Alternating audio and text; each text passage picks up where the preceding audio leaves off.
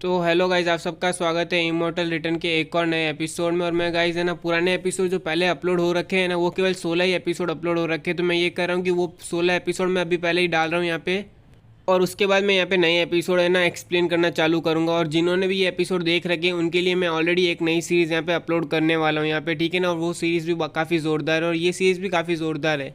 तो ये 10 एपिसोड में थोड़ा आवाज़ का डिफरेंस आएगा, तो आप थोड़ा संभाल लेना, उसे आप देख और लेना। की शुरुआत में लियांग हान से पूछता है कि क्या तुमने ही मेरे आदमियों को पीटा है, लेकिन हान कोई भी जवाब नहीं देता और अजीब सी शक्ल बनाकर खड़ा रहता है और लियांग के चेहरे को पकड़कर इधर उधर घुमाकर देखने लगता है और अपने मन में कहता है कि एलियन बीस्ट के समय इसने कई बार और लगातार लोगों की जान बचाई है, जिसके बाद लियांग कंकन नंदन सिटी का हीरो बन गया। लेकिन बाद में विदेशी इमोर्टल कल्टीवेटर के झगड़े में लियांग कंकन अपने देश के लिए शहीद हो गया और कई नागरिक उसके लिए दुखी भी रहे। हाँ, लियांग कंकन से पूछता है कि क्या आप सच में लियांग कंकन हो, लेकिन ऐसा आदमी एक अमीर बदमाश कैसे, जो अपने पिछले लाइफ से बिल्कुल विपरीत है। हान की बातों को सुनकर लियांग खिसिया जाता है और चिढ़ते हुए बोलता है कि तुम्हारी हिम्मत कैसे हुई मुझ पर नजर रखने की। पर तभी एक आदमी लियांग से कहता है कि मास्टर, क्या आप चाहते हैं कि हम उसे पीटें? लियांग इससे पहले कोई जवाब दे, हान कहता है कि वो समय आ गया है और चारों तरफ भूकंप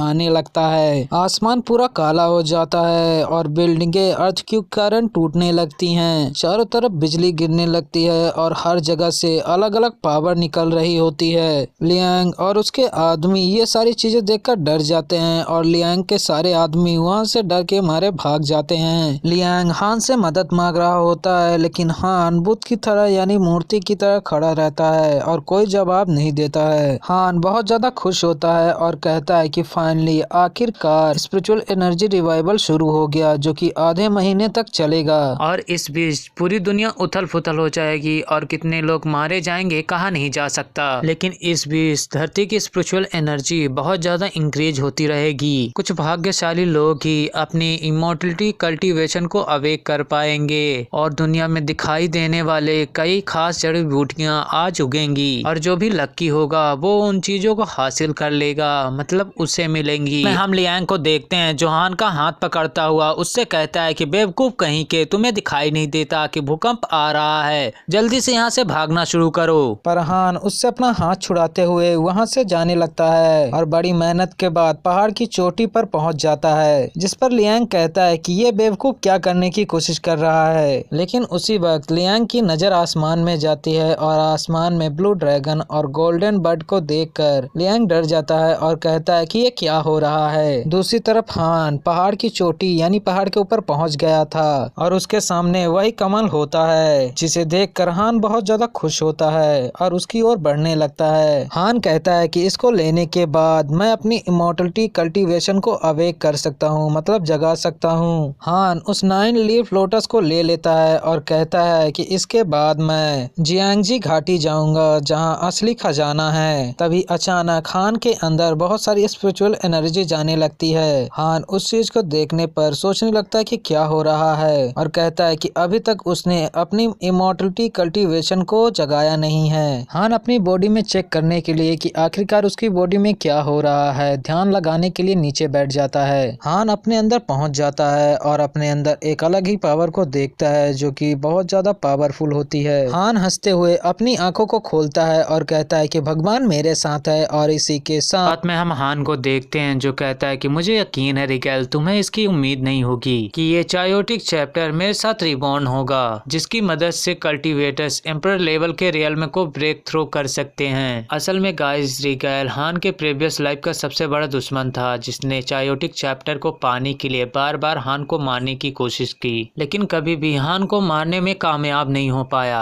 हान कहता है कि ये चायोटिक चैप्टर कमाल का है, इसने अपने आप ही मेरे इलेक्ट्रिक फील्ड को एक्टिवेट कर दिया और स्पिरिचुअल एनर्जी रिवाइविंग के बाद इसने अपने आप ही मेरी इमोर्टलिटी कल्टीवेशन क्वालिफिकेशन को जगा दिया। हान कहता है सबसे कम समय में अपनी इमॉर्टलिटी कल्टीवेशन को जगाने वाला पहला इंसान मैं हूँ। मेरे प्रीवियस लाइफ की इमॉर्टलिटी कल्टीवेशन अवेकिंग लिस्ट के अनुसार एक पर्सन ने अपने कल्टीवेशन को 3 दिन में जगाया था, जो कि सबसे ज्यादा फास्टेस्ट था, लेकिन इस रिकॉर्ड को मैंने तोड़ दिया और सबसे कम समय लगाने वाला पर्सन मैं हूँ। तभी हान की नजर एक पेड़ पर लगे 3 फलों पर जाती है, जिसको देखकर हान कहता है कि ये क्या है, जिसके अंदर से इतना मजबूत, इतना ताकतवर ऑरा महसूस हो रहा है। हान उनमें से एक फल को अपने हाथ में लेता है और कमल को देखते हुए कहता है कि मैं इन छोटी छोटी चीजों को देखकर बहुत ज्यादा खुश हो रहा था और बेवकूफ बन रहा था। अगर चायोटिक चैप्टर ने मेरी मदद न की होती, मतलब कि मेरी कल्टीवेशन को अवेक न किया होता,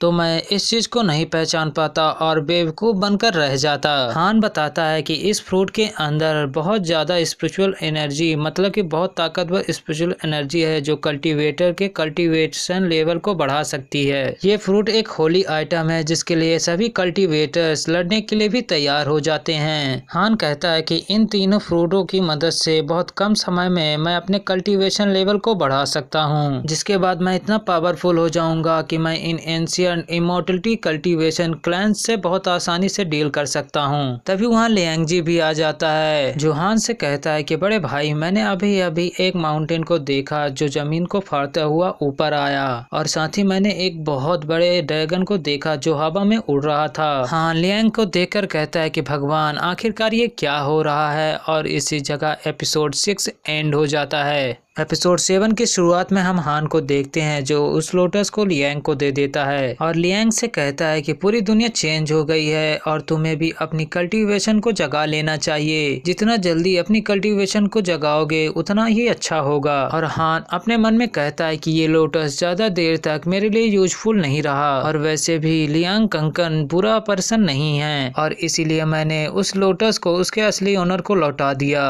द ग्रेट हीरो, जिसने अपने कंट्री के लिए अपनी जान दे दी पिछले जीवन में। जिसके बाद हान लियांग को बाय बोलकर वहां से उड़कर निकल जाता है, जिसे उड़ते हुए देखकर लियांग हैरान हो जाता है। दूसरी तरफ हम हान को देखते हैं, जो कहता है कि मेरी कल्टीवेशन लेवल बहुत ज्यादा लो है, मुझे जल्दी ही कोई जगह खोजनी होगी जहां बैठकर मैं इन तीनों फ्रूट्स की एनर्जी को एब्जॉर्ब कर सकूं और अपने लेवल को बढ़ा सकूं। जिसके बाद हान एक रूम को रेंट पर लेता है और वहां बैठकर उन तीनों फ्रूट की स्पिरिचुअल एनर्जी को एब्जॉर्ब करने लगता है, ताकि वो अपने कल्टीवेशन लेवल को बढ़ा सके। हान कहता है कि चायोटिक चैप्टर ने मेरी इमॉर्टलिटी कल्टीवेशन क्वालिफिकेशन को जगा तो दिया है, लेकिन उसके लेवल को बढ़ाया नहीं है, और मैं अभी भी अर्ली फाउंडेशन स्टेज पर हूँ। लेकिन इन तीनों फ्रूट्स में बहुत ज्यादा स्पिरिचुअल एनर्जी है, जिसकी मदद से मैं मिडिल फाउंडेशन स्टेज पर पहुंच जाऊंगा। और हान उन तीनों फ्रूट्स की स्पिरिचुअल एनर्जी को एब्जॉर्ब करना शुरू कर देता है, जिसको एब्जॉर्ब करते 3 दिन हो जाते हैं। हम हान को देखते हैं, जो उन फ्रूट्स की पूरी स्पिरिचुअल एनर्जी को एब्जॉर्ब कर लिया था और फाइनली मिड फाउंडेशन स्टेज पर पहुंच गया था। हम हान को देखते हैं, जो बहुत ज्यादा खुश होता है और कहता है कि इतनी सारी एनर्जी को अपने बॉडी के अंदर देखकर मैं बहुत ज्यादा खुश हूं और मुझे कंफर्टेबल महसूस हो रहा है। हान कहता है कि एक बार मेरा स्कूल का काम खत्म हो जाए, जिसके बाद मैं जियांगजी घाटी जाऊंगा और वहाँ की लेजेंडरी आइटम्स के लिए वेट करूंगा, मतलब कि इंतजार करूंगा। और इसी के साथ एपिसोड 7 भी एंड हो जाता है। एपिसोड 8 की शुरुआत में हम स्कूल को देखते हैं, जहां हान आ गया था अपना काम करने के लिए। हान के आसपास के सभी बच्चे कल्टीवेशन, इमॉर्टल और इन सभी चीजों के बारे में बात कर रहे होते हैं और सोच सोचकर बहुत ज्यादा एक्साइटेड हो रहे होते हैं कि अर्थ उनकी पूरी तरह चेंज हो चुकी है। हान भी उनकी बातें सुनते हुए स्कूल की ओर जा रहा होता है, पर तभी हान के सामने पान लिनयान और उसका बॉयफ्रेंड किंग आता है और हान को रोक देता है। किंग हान से कहता है कि हान, मैंने कुछ दिनों से तुम्हें नहीं देखा तो मुझे लगा कि तुम डर के यहाँ से भाग गए। मैंने नहीं सोचा था कि तुम हिम्मत करोगे यहाँ वापिस आने की। जिस पर हान किंग से कहता है कि भाड़ में जाओ, लेकिन मेरे रास्ते से हट जाओ। जिस पर कुछ बच्चे आपस में बात करते हैं कि किंग और उसकी गर्लफ्रेंड ने फल खाए हैं और ये फल क्या हैं आप लोगों को अच्छी तरह से मालूम है और क्या कर सकते हैं ये भी। दूसरी तरफ किंग खुश होते हुए हान से कहता है कि तुम्हें क्या लगता है कि कुछ मार्शल स्किल सीखने से तुम पावरफुल हो जाते हो? मैं तुम्हें असली पावर दिखाता हूँ। किंग अपने हाथ को एक बीस्ट हैंड में बदलते हुए हान पर हमला करने की कोशिश करता है, लेकिन हान उस हमले को रोकते हुए किंग के चेहरे पर एक मुक्का मारता है, जिसके कारण किंग नॉकआउट हो जाता है और दूर जाकर गिरता है। हान कहता है गधा कहीं का, बहुत ज्यादा बातें करता है। हम किंग की गर्लफ्रेंड पान लिनलियन को देखते हैं जो कहती है कि किंग एक ही पंच से कैसे हार सकता है, ये नामुमकिन है, मुझे भरोसा नहीं होता। और वो भी अपनी पावर को एक्टिवेट करके हान पर हमला करने जा रही होती है और कहती है कि हमने इमोर्टलिटी के फल को खाया है। दूसरी तरफ हम हान को देखते हैं जो पान लिनलियन का सामना करने के लिए तैयार हो रहा होता है और इसी के साथ एपिसोड एंड हो जाता है।